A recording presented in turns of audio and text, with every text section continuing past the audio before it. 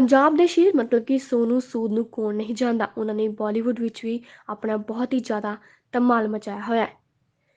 ਜਾਣਕਾਰੀ ਮੁਤਾਬਿਕ ਤੁਹਾਨੂੰ ਦੱਸ ਦਈਏ ਕਿ ਪੰਜਾਬ ਦੀਆਂ ਚੋਣਾਂ ਦੇ ਅਧਿਕਾਰ ਦੇ ਲਈ ਸਟੇਟ ਆਈਕਨ ਦੇ ਤੌਰ ਤੇ ਸੋਨੂ ਸੂਦ ਹੁਣ ਸ਼ਾਮਿਲ ਹੋਣਗੇ, ਜਿਸ ਨੂੰ ਲੈ ਕੇ ਪਹਿਲੀ ਵਾਰ ਪ੍ਰੈਸ ਕਾਨਫਰੰਸ 'ਚ ਵਰਚੁਅਲ ਤੌਰ ਤੇ ਸ਼ਾਮਿਲ ਹੋਏ ਨੇ। ਦੇਖੋ ਸਾਡੇ ਚੈਨਲ ਦੀ ਖਾਸ ਰਿਪੋਰਟ।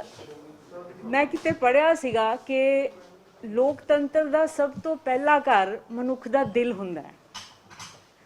ਸੋ ਜਿਸ ਤਰ੍ਹਾਂ ਸਾਡੇ ਪਰਿਵਾਰਾਂ ਵਿੱਚ ਲੋਕਤੰਤਰ ਹੋਣਾ ਚਾਹੀਦਾ ਹੈ, ਜਿਸ ਤਰ੍ਹਾਂ ਸਾਡੇ ਦੇਸ਼ ਵਿੱਚ ਲੋਕਤੰਤਰ ਹੋਣਾ ਚਾਹੀਦਾ ਹੈ, ਕਿਸ ਤਰ੍ਹਾਂ ਲੋਕ ਜੁੜਨ, ਕਿਸ ਤਰ੍ਹਾਂ ਲੋਕ ਸੰਵਿਧਾਨ ਨੇ ਜਿਹੜੀ ਇੱਕ ਵੋਟ ਦਾ ਇੰਨਾ ਭਾਰੀ ਇੱਕ ਜ਼ਿੰਮੇਵਾਰੀ ਔਰ ਇੱਕ ਇੰਨਾ ਵੱਡਾ ਹੱਕ ਦਿੱਤਾ ਹੈ, ਜਿਹਦੀ ਵਰਤੋਂ ਐਸੇ ਜਾਗਰੂਕ ਤਰੀਕੇ ਨਾਲ ਹੋਏ ਤਾਂ ਜੋ ਸਾਡਾ ਦੇਸ਼ ਵਾਕਈ ਪ੍ਰਫੁੱਲਿਤ ਹੋ ਸਕੇ। ਇਹ ਸੋਚ ਮੇਰੇ ਦਿਮਾਗ 'ਚ ਹਮੇਸ਼ਾ ਤੋਂ ਹੀ ਚੱਲਦੀ ਰਹਿੰਦੀ ਹੈ। ਜਦੋਂ ਹੁਣ ਮੈਂ ਇਹ ਦਫ਼ਤਰ ਜੁਆਇਨ ਕੀਤਾ ਹੈ ਤਾਂ as additional chief electoral officer ਤੇ ਐਜ਼ ਇੱਕ ਜਾਗਰੂਕ ਭਾਰਤੀ ਦੇ ਨਾਤੇ ਵੀ ਮੈਂ ਹਮੇਸ਼ਾ ਸੋਚਦੀ ਰਹੀ ਕਿ ਕਿਸ ਤਰ੍ਹਾਂ ਅਸੀਂ ਆਪਣੇ ਲੋਕਤੰਤਰ ਨੂੰ ਹੋਰ ਮਜ਼ਬੂਤ ਕਰ ਸਕਦੇ ਹਾਂ। ਤੋ ਲੋਕਾਂ ਦੀ ਜਾਗਰੂਕਤਾ, ਲੋਕ ਜਿਹੜੇ ਅੱਜ ਬਹੁਤ ਉਦਾਸੀਨ ਹੋ ਗਏ ਨੇ ਵੋਟਾਂ ਪਿੱਛੇ, ਵੋਟਾਂ 'ਚ ਇੰਟਰਸਟਿਡ ਨਹੀਂ ਕਿ ਸਭ ਕੁਝ ਫਰਕ ਨਹੀਂ ਹੋਣਾ, ਇੱਕ ਇਸ ਤਰ੍ਹਾਂ ਦੀ ਇੱਕ ਮਾਯੂਸੀ ਹੈ। ਔਰ ਬਲਕਿ ਇਹ ਵੀ ਗੱਲ ਹੋਣ ਲੱਗ ਗਈ ਕਿ ਵੋਟਾਂ ਜ਼ਰੂਰੀ ਪਾਉਣ, ਇਸ ਵਾਸਤੇ ਕਾਨੂੰਨ ਹੋਏ। ਇਹ ਸਾਰੀਆਂ ਚੀਜ਼ਾਂ ਮੈਂ ਸੋਚਦਿਆਂ ਮੈਨੂੰ ਇਹ ਲੱਗਿਆ ਕਿ ਸਾਡੇ ਨਾਲ ਕੋਈ ਇਹੋ ਜਿਹੀ ਸ਼ਖਸੀਅਤ ਜੁੜੇ ਜਿਹੜਾ ਲੋਕਾਂ ਦੇ ਦਿਲਾਂ ਨੂੰ ਜਿੱਤ ਸਕੇ, ਜਿਹਨੇ ਲੋਕਾਂ ਦੇ ਦਿਲਾਂ ਨੂੰ ਪਹਿਲੇ ਹੀ ਜਿੱਤਿਆ ਹੋਏ ਤੇ ਜਿਨ੍ਹਾਂ ਤੇ ਲੋਕਾਂ ਦੀ ਰਿਲਾਇਬਿਲਟੀ ਹੋਏ, ਜਿਨ੍ਹਾਂ ਤੇ ਜਿਵੇਂ ਸਰਕਾਰਾਂ ਤੋਂ ਜੇ ਬੇਭਰੋਸਗੀ ਹੈ ਤਾਂ ਕੋਈ ਇਹੋ ਜਿਹਾ ਸ਼ਖਸ ਹੈ ਜਿਸ ਨੇ ਕਿ ਮਾੜੇ ਵਕਤ ਲੋਕਾਂ ਦੀ ਬਾਹ ਫੜੀ ਹੋਏ।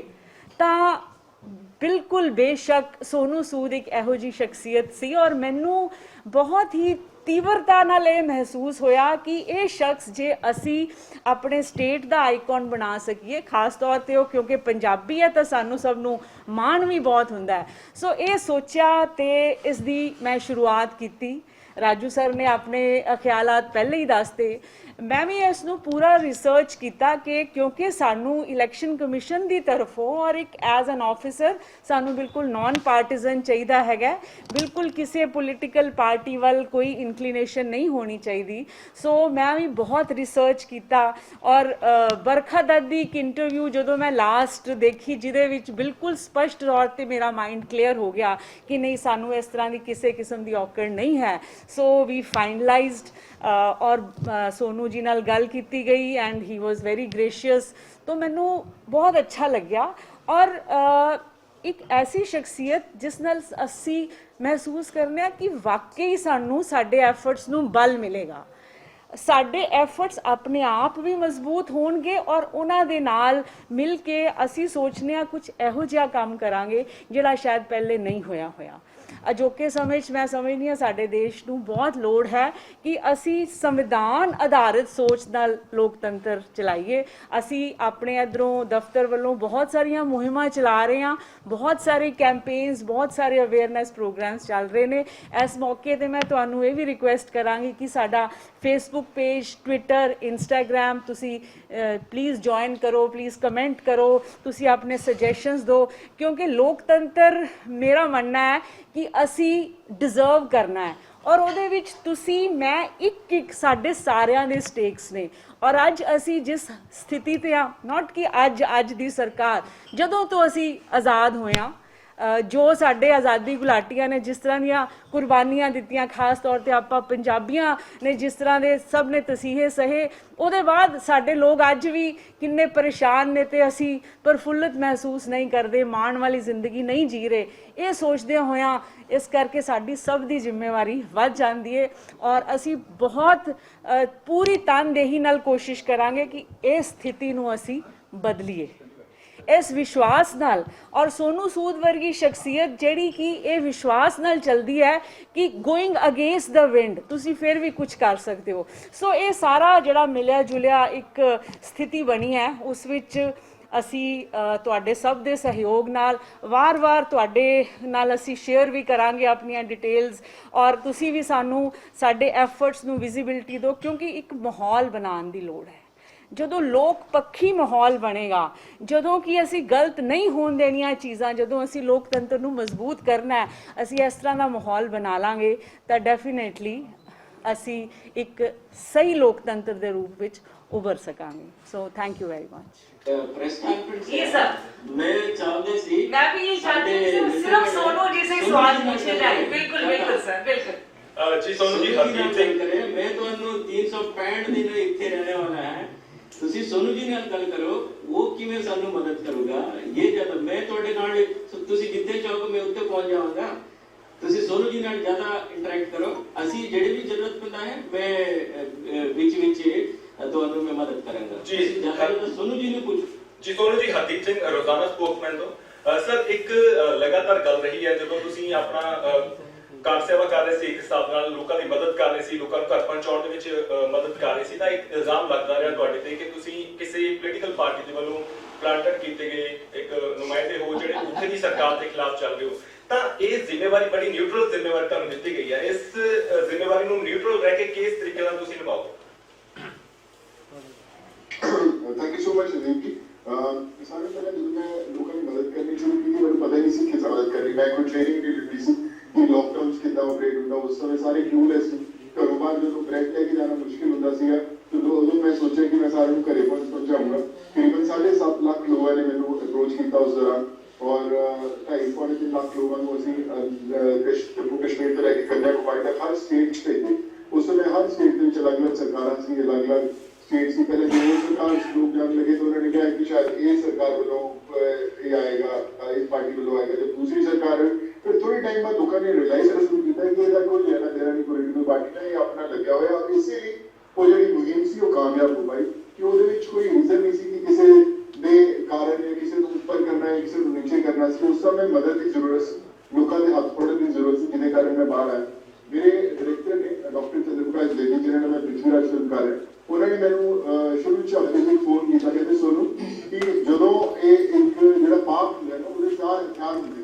ਪਹਿਲਾ ਹਥਿਆਰ ਹੁੰਦਾ ਹੈ ਕਿ ਆਲੋਚਨਾ, ਕਿ ਲੋਕੀ ਜਦੋਂ ਵੀ ਕੰਮ ਕਰਨ ਲੱਗਦੇ ਆ ਨਾ, ਲੋਕੀ ਆਲੋਚਨਾ ਕਰਦੇ ਨੇ ਵੀ ਯਾਰ ਇਹ ਕੀ ਕਰੂਗਾ ਕੰਮ, ਇਹਨੇ ਕੀ ਕਰ ਲੈਣਾ, ਇਦਾਂ ਦੇ ਬਹੁਤ ਆਏ ਕੁਛ ਹੈ। ਤੇ ਲੋਕੀ ਜਿਹੜੇ ਹੁੰਦੇ ਉਹ ਕੰਮ ਛੱਡ ਦਿੰਦੇ ਆਪਣਾ ਵਿੱਚ, ਕਿਉਂਕਿ ਯਾਰ ਮੈਂ ਤਾਂ ਚੰਗਾ ਕੰਮ ਕਰਨ ਨਿਕਲਿਆ ਸੀ, और लोग मेरे से आलोचना लोगों ने शुरू करके मैं नहीं काम करना गा।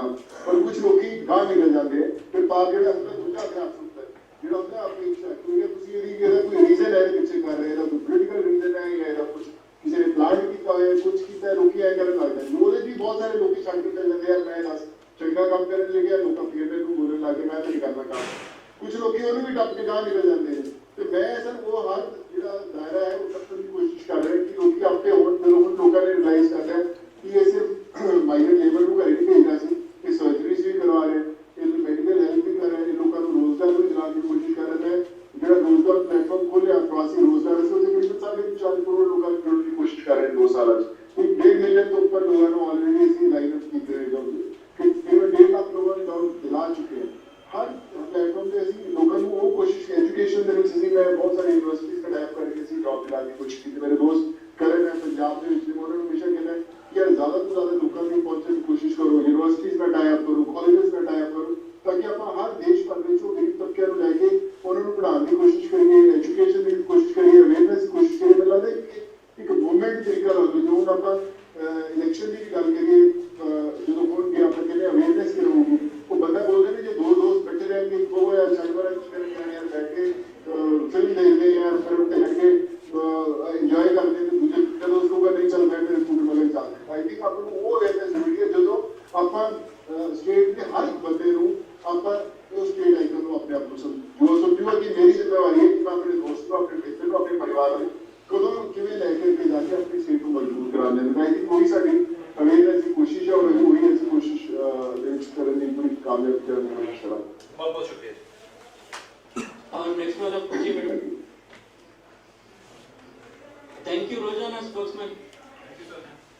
Thank you Hardeep ji, thank you sir actually ਇੱਕ ਗੱਲ ਇਹ ਵੀ ਰਹੇਗੀ, ਹੁਣ ਲੋਕਾਂ ਨੂੰ ਇੰਤਜ਼ਾਰ ਰਹੇਗਾ ਕਿ ਸੋਨੂ ਸੂਦ ਕਦੋਂ ਪੰਜਾਬ ਆਉਣਗੇ। ਬੇਸ਼ੱਕ ਕੋਵਿਡ ਦੇ ਕਰਕੇ ਕਾਫੀ ਹਾਲਾਤ ਇਸ ਵੇਲੇ ਨਾਜ਼ੁਕ ਨੇ, ਤੇ ਤੁਸੀਂ ਕੁਝ ਪਲਾਨ ਕਰ ਰਹੇ ਹੋ ਪੰਜਾਬ ਆਉਣ ਦਾ? सॉरी सर, मैं थोड़ा वही ब्रेक हो गया। सर सवाल मैं रिपीट कर देना। ਕੋਵਿਡ ਕਰਕੇ ਕਾਫੀ ਹਾਲਾਤ ਨਾਜ਼ੁਕ ਨੇ, ਪਰ ਫਿਰ ਵੀ ਲੋਕਾਂ ਨੂੰ ਇੰਤਜ਼ਾਰ ਰਹੇਗਾ ਕਿ ਉਹਨਾਂ ਦਾ ਸਟੇਟ ਆਈਕਨ ਉਹਨਾਂ ਦੇ ਵਿੱਚ ਵਿਚਰੇ, ਤੇ ਤੁਹਾਡਾ ਪੰਜਾਬ ਆਉਣ ਦਾ ਕੋਈ ਪਲਾਨ ਹੈਗਾ ਜੀ? वैसे दिसंबर पक्का मेरा प्लान बन रहा है आना पंजाब में। मैं जरूर आऊँगा पंजाब में, ही बड़ा मिस कर रहा है, पर मैं बड़ी कोशिश की। तो लगा कि लोग कहते जो कोविड होया तो शुरू जान लगे कहते यार बेस्ट है कि पंजाब जाके बैठ जा और आराम नाल छुट्टी ना करे। मेरी बड़ी इच्छा होगी मैं भी लाके मौके रहा और अपनी फैमिली उसे परिवार पलिया बड़े होते टाइम बताऊँ, पर मैंने उस समय लगा कि पूरे देश को जरूरत है और मैं करता रहा। उन भी जिम्मेवारियाँ बढ़िया हैं, पर मेरी प्लान है कि दिसंबर में पंजाब जरूर आऊँगा। तो हम सारे भरा भैन जरूर पर्सनली मिलूंगा। राजू सर के पास जाके मैं थोड़ी ये अपने लेसन्स लेके आऊँगा, कुछ और मैं सीखूंगा मालूम लैब में बैठ के। आई थिंक हम we are really looking forward कि जल्दी ऐसी मिल के कुछ ऐसी और प्लान्स बनाइए, वो चीज़ें करने की कोशिश की बढ़िया उन तक नहीं हुई है। I am looking forward in December में। सोनू जी, मैं सुमित डेली पोस्ट ਤੋਂ ਜਿਵੇਂ ਅਸੀਂ ਪਹਿਲਾਂ ਦੇਖਦੇ ਸੋਨੂ ਜੀ ਕਈ ਜਿਹੜੇ ਆਈਕਨ ਨੇ ਜੁੜਦੇ ਨੇ, ਕਿਉਂਕਿ ਕੋਈ ਜਿਵੇਂ ਹੁਣ ਤੁਸੀਂ ਬਾਲੀਵੁੱਡ ਐਕਟਰ ਹੋਗੇ, ਪਰ ਜ਼ਿਆਦਾਤਰ ਸਮਾਂ ਜਿਹੜਾ ਉਹ ਇਹਦੇ ਵਿੱਚ ਦੇ ਨਹੀਂ ਪਾਉਂਦੇ ਹੈਗੇ, ਸਿਰਫ ਪੋਸਟਰਸ ਤੇ ਬੈਨਰਸ ਤੱਕ ਹੀ ਸੀਮਿਤ ਰਹਿ ਜਾਂਦਾ। ਤੁਹਾਡੀ ਕੋਸ਼ਿਸ਼ ਰਹੂਗੀ ਕਿ ਤੁਸੀਂ ਜ਼ਿਆਦਾ ਤੋਂ ਜ਼ਿਆਦਾ ਸਮਾਂ ਇਸ ਕੰਪੇਨਿੰਗ ਦੇ ਵਿੱਚ ਦਿਓ? ठीक है, पहला करते हैं कि मेरे मूवी को सारे पता ही है, मेरा कार्य है उसको मेरे मदर गुजरे करीब 13 साल पहले।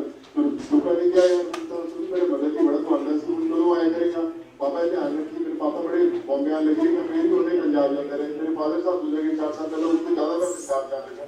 पंजाब में कहते हैं मेरी रूह फंस गई है। मैं सिर्फ वो नहीं है कि मैं से आइकन बन गई या उसी वो ना, मेरी इच्छा है कि मैं उस धरती में मैंने मैं पंजाब लैंड करना है, मैं वापस मेरी गुजरा एनर्जी वापस लिए चार्ज हो जाती है। मैं ज़्यादा से ज़्यादा समय कोशिश कराना करता कि मैं आई मेक श्योर कि उस समय मेरी शूटिंग्स ना हो, मैं अपनी डेट्स करके रखूँगा एडवांस दे विच, मैं अपनी फिल्म्स अपने प्रोजेक्ट्स को पुश करने की कोशिश कराना, ताकि मेरी रिस्पॉन्सिबिलिटी मैंने दी गई है मेरे कंधे दे उत्ते मैं उसे बखूबी निभा सका। And I have to be very loyal to it.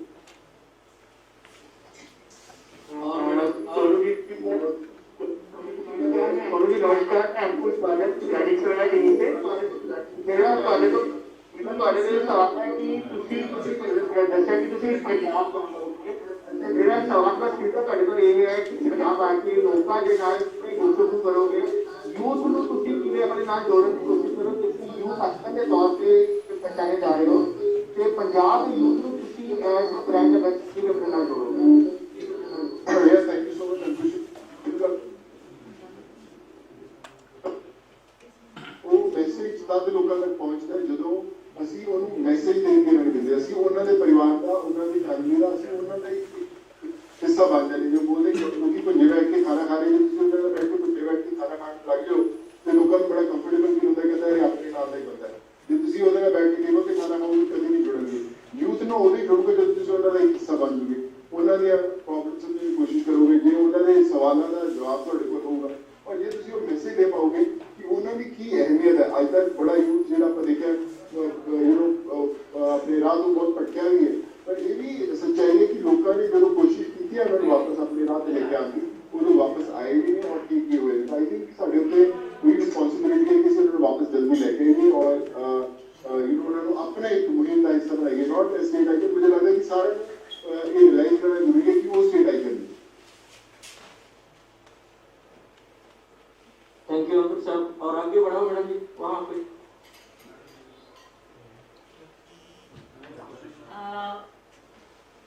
और कोई सवाल जी? Any other questions? So it seems our people are very satisfied with all your answers, and I think we all are looking forward to working. पिछली बार जब मैं आपका order issue किया था, सब लोग मुझे पूछ रहे थे उस दिन आके, सोनू जी कोई पार्टी वाले काम करेंगे, पार्टी का ये मैंने बोला था सोनू जी ये वजह कभी भी नहीं करेंगे, क्योंकि उन्हें मतलब मेरे कागज मिल गए 10 करके। सोनू जी ने मैं मतलब मेरा गट फीलिंग ये है, मैंने ऐसा लगता है ये सिंसियर मैन, और सिंसियर पीपल नॉर्मली जो वायदा करते हैं उसको तोड़ते नहीं है। और मैं उन्हें मेरा प्रश्न किया ना, बहुत ज्यादा मीटिंग रिलेशंस है, जितना भी लोग होते हैं और ते तो क्वेरीज कर रहे हैं सारे, एवरीबॉडी वाज सैटिस्फाइड आपका एनडीटीवी में भी एक आया था, everybody was satisfied. This is only to put a question, not to what all I can say. कोई एक्सरे करने की नहीं, इट इज ए प्रेस की उनका जिम्मेदारी होता ही है। मैं चाहता हूँ, मैं अपने आप को, मैं उनको हमेशा कहता था, my office is it stands for trial for 24 hours. Anybody can raise any question against me, क्योंकि उतना ट्रांसपेरेंट जिम्मेदारी होना जरूरी है, क्योंकि hours is a public office, highest public office. So मुझे पूरा यकीन है आप ਜਿਹੜੇ ਵੀ ਵਾਅਦਾ ਕੀਤਾ ਹੈ ਤੁਸੀਂ ਉਸ पे ਨੈਸ਼ਨਲ ਲੈਵਲ ਤੇ ਖੈਰ ਉਤਰੇਗੀ। ਪੰਜਾਬ ਦੀ ਪੁੱਤ ਹੋਣ ਦੇ ਨਾਤੇ ਤੁਹਾਡੇ ਦੋਨੋਂ ਕੰਧੇ ਤੇ ਬਹੁਤ ਜ਼ਿਆਦਾ ਜ਼ਿੰਮੇਵਾਰੀ है। ਤੁਹਾਡਾ ਸਮਾਂ भी बहुत कीमती है, इस करके हम आपके समय बहुत ज़्यादा वेस्ट नहीं करेंगे। हम ਜਿਹੜੇ भी प्रोग्राम्स या कोई स्टोरीज करेंगे, कोई आपसे लोगों की मैसेजेस दिलवाएंगे, वॉइस या मूवी या छोटे छोटे क्लिप्स, आपकी टाइम के मुताबिक करेंगे, whatever time it is suitable for you, and at the same time as per the ECI calendar of activities, इसके हिसाब से करेंगे। And we would be very thankful. And हमारे तरफ से आपकी कोई उम्मीदें हैं तो हम पूरा करेंगे सब, एक्सेप्ट फाइनेंशियल उम्मीदें तो हम लोग गरीब हैं इन द सेंस लेकिन रेस्ट ऑफ द कमिटमेंट्स हम भी पूरा करेंगे सब।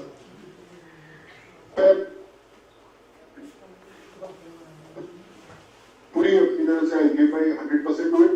और जहाँ समय की बात रही तो मैं अपने हाथ में घड़ी नहीं बांधता हूँ, तो इसलिए घड़ी आपकी रहेगी, समय आपका रहेगा। आप आधी रात को फोन करेंगे, सुनो यार उठ जाओ जरा, रात हो गई, अभी सुबह एक फटाफट बाइक भेजो, मैं फटाफट बना के भेज दूंगा। So I am always 24/7 available for every individual in Punjab. मेरे खुद के भाई बहन हो गए वहाँ पर, और मेरी तरफ से जो भी कुछ है, जितना भी ज्यादा से ज्यादा करूँ वो हमेशा काफी रहेगा मेरे पंजाब के। Thank you so much. ਦੇਸ਼ਾਂ ਵਿਦੇਸ਼ਾਂ ਵਿੱਚ ਬੈਠੇ ਸਾਰੇ ਦਰਸ਼ਕਾਂ ਨੂੰ ਗੁਜ਼ਾਰਿਸ਼ ਕਰਦੇ ਹਾਂ ਕਿ ਵੱਧ ਤੋਂ ਵੱਧ ਸਾਡੇ ਚੈਨਲ ਸਬਸਕ੍ਰਾਈਬ ਕਰੋ ਤੇ ਘੰਟੀ ਦਾ ਬਟਨ ਜ਼ਰੂਰ ਦਬਾਓ ਨਵੀਆਂ ਤੇ ਤਾਜ਼ਾ ਖਬਰਾਂ ਸੁਣਨ ਦੇ ਲਈ।